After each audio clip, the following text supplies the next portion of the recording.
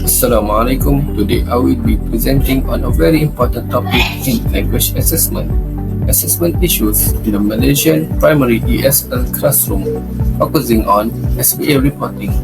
This is essential issue because the way we report assessment outcomes affects how students learn, how parents respond, how teachers teach. Let us begin with the basic. SBA or school-based assessment was introduced under the Malaysian education blueprint to shift away from exam-oriented learning and towards a more holistic and formative approach. In the English language classroom, SBA includes continuous assessment of listening, speaking, reading, and writing skills. Student progress is reported using performance level 1 to 6, which correspond to tahap penguasaan 1 hingga 6 in the Malay version of the DSKP. Each level comes with a general descriptor. For example, level 1 means very limited understanding, level 3 basic understanding, and level 6 excellent and consistent understanding. In theory, this approach is meant to help students grow through descriptive feedback. But in reality, the reporting process often leads to confusion and inconsistency. Teachers are expected to evaluate a student's complete performance and summarize it into one of 6 levels, like level 3 basic understanding. However, these descriptors are often too general and open to interpretation. Without clear rubrics or exemplars, different teachers will rate the same performance at different levels. This causes variation across classrooms and schools, making the reports unreliable. Let us talk about the teachers. Many of them face challenges because there is a lack of detailed guidance to help them accurately match student performance to the right level.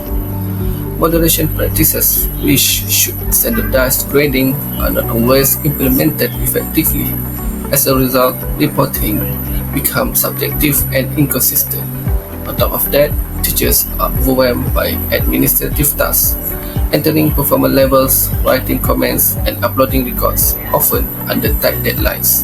This causes stress and burnout and may lead to inaccurate or rushed assessment. Unfortunately, the impact of vague and inconsistent reporting isn't limited to teachers. It is also significantly affect parents and students, who are the key stakeholders in the learning process. Let us talk about parents first. Most parents receive their child's report with a performance levels like level 3, but they often don't know what that really means.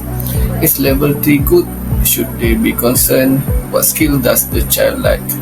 Because the report usually do not include specific strengths and weaknesses, parents are left guessing. This creates a disconnect between school and home, making it harder for parents to support their child's learning effectively. Now, let's look at the student perspective. When a child sees level 2 or level 3 on a report, they rarely receive constructive feedback that tells them what they did well or how they can improve. They may start to feel like the assessment is just a number with no real meaning behind it. In some cases, students feel discouraged or demotivated. Instead of using the feedback to grow, they may lose confidence or even interest in learning English altogether. What is worse is that for high-achieving students, getting a level 5 or 6 can feel meaningless too if there is no personalized comment or praise. This lack of motivation applies to both ends of the spectrum, those who struggle and those who succeed. So in the end, the way SBA is reported fails to support the people it's meant to help. Parents who want to guide their children and students who want to do better. To summarize, school-based assessment reporting through performance levels 1 to 6 holds a lot of promise, but current challenges like unclear descriptors, inconsistent interpretation, and the lack of feedback weaken its impact. In the next part of this presentation, my partner will explore practical solutions to these issues, including strategies to improve the reporting process, support teachers, and make SBA more meaningful for students and parents. Thank you for listening and stay tuned for part 2.